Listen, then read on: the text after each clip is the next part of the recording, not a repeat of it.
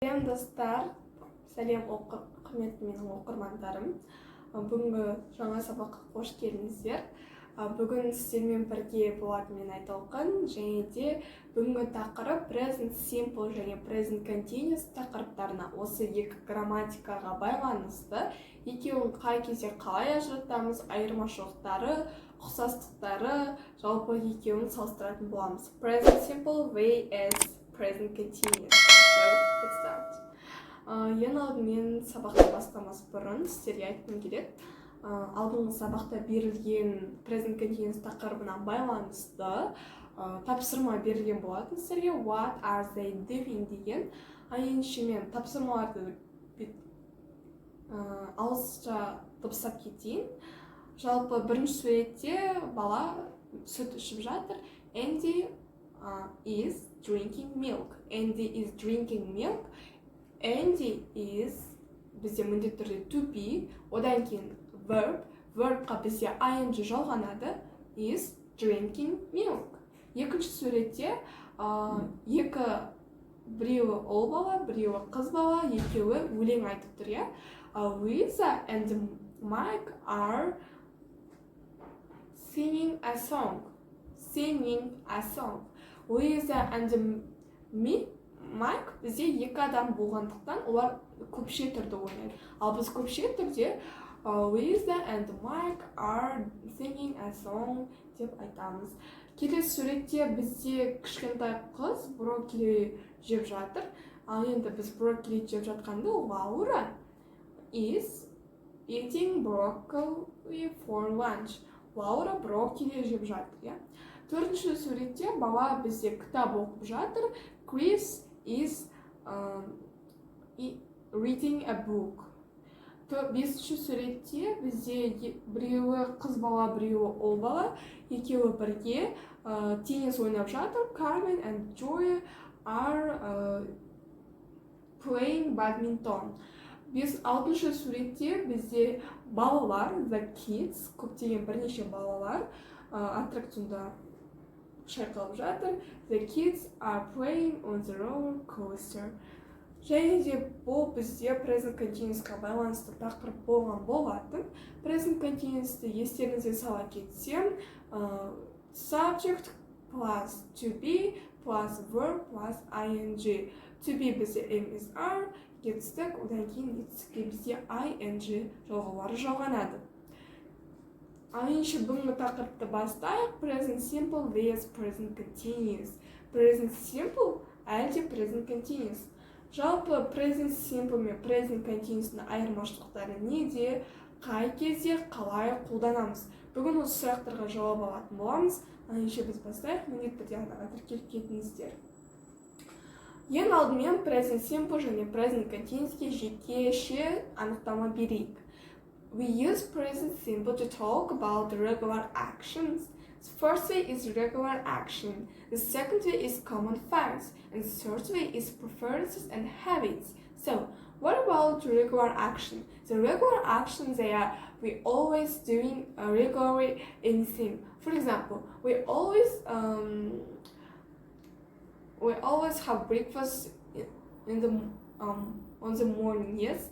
And we always go to school, so they are all of them regular action. Жалпы regular action дегенге тоқталатын болсақ, regular action ол бізде регулярны тұрақты болатын іс-әрекеттер. Present simple арқылы біз тұрақты болатын іс-әрекеттерді, мысалы күн сайын, немесе апта сайын, немесе ай сайын, жалпы графикте тұрақты істелінетін іс-әрекеттерді осы present simple арқылы айтамыз. Және де the second way is common facts.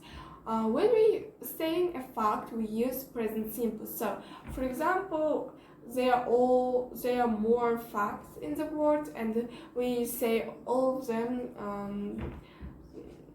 For example, and we use present simple. So, present simple қай кезде қолданамыз, біз және де фактілер айтқан кезде қолданамыз.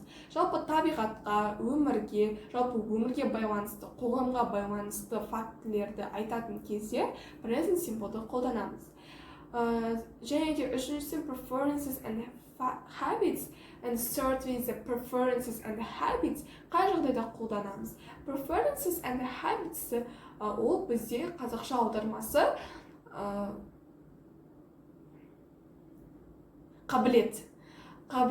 Сіздің қабілетіңіз бар болса, қандай бір қабілетте, мысалы, домбыра тарта алатын қабілетіңіз бар болса, тіпті бір тағам түрлерін пісіре алатын қабілетіңіз бар болса, осы қабілет жайлы тақырыпты, жалпы қабілетіңіз жайлы айтатын болсаңыз, онда present simple'ды қолданасыз.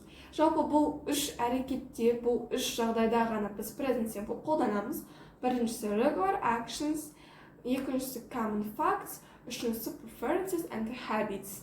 Тұрақты әрекет, фактілер және де қабілеттер.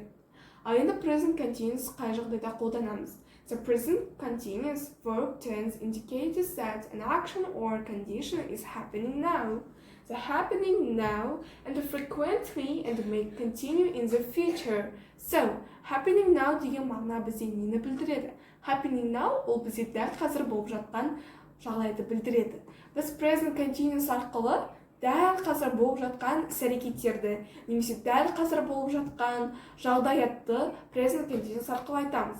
Мысалы, мен дәл қазір сіздерге сабақ түсіндіріп жатырмын.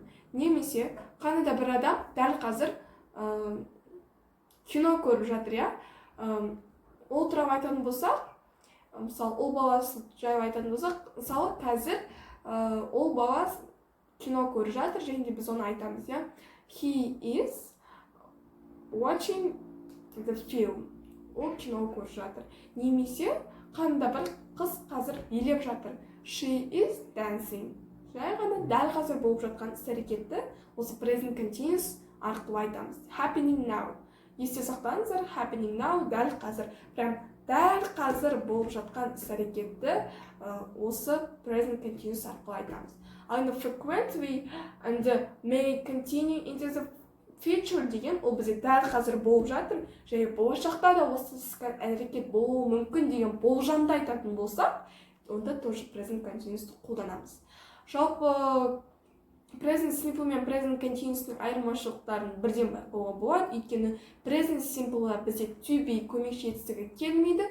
Мысалы present simple he is play деп айта алмаймыз, яғни am is are present simple да болмайды, present continuous да болады.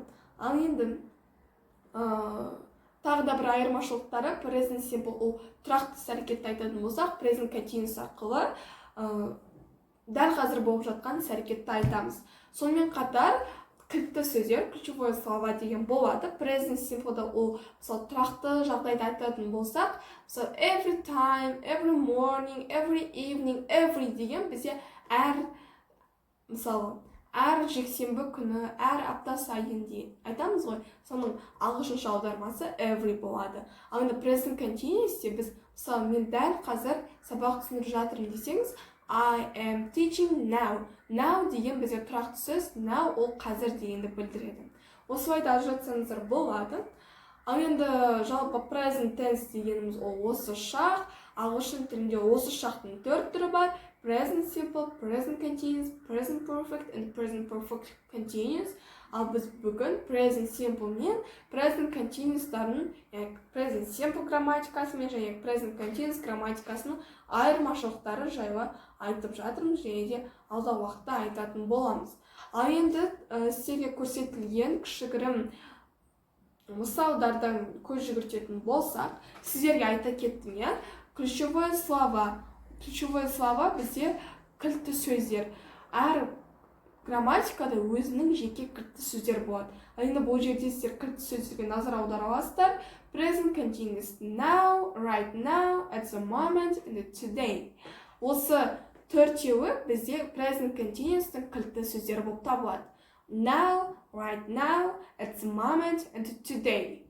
Мысалы, we are sleeping now, we are sleeping right now, we are sleeping at the moment, we are sleeping today. Екінші мысал, I'm dancing, мен билеп жатырмын. I'm dancing now, мен дәл қазір билеп жатырмын. I'm dancing right now, I'm dancing at the moment, I am dancing today. Үшінші мысал, she is watching TV. She is watching TV now, She's watching TV right now. She's watching TV at the moment. She's watching TV today. He isn't crying. He isn't crying now. He isn't crying right now. He isn't crying at the moment. He isn't crying today. They aren't warning. They aren't warning now. They aren't warning right now. They aren't warning at the moment. They aren't warning today. I'm not eating. I'm not eating now. I'm not right now. I'm not eating right now. I'm not eating at the moment. I'm not eating today. Жалпы осы кілтті сөздерді сөйлемнің соңына жазасыздар. Байқағандарыңыз, мен дыбыстап кеттім, барын айттым.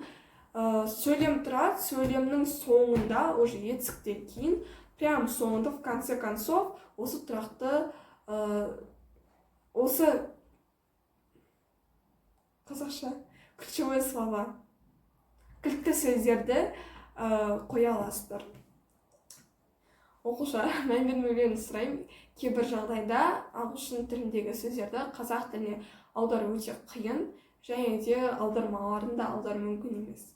Ал енді present simpleға көшейік. Present simpleда кілтті сөздер, ключевое слово өте көп.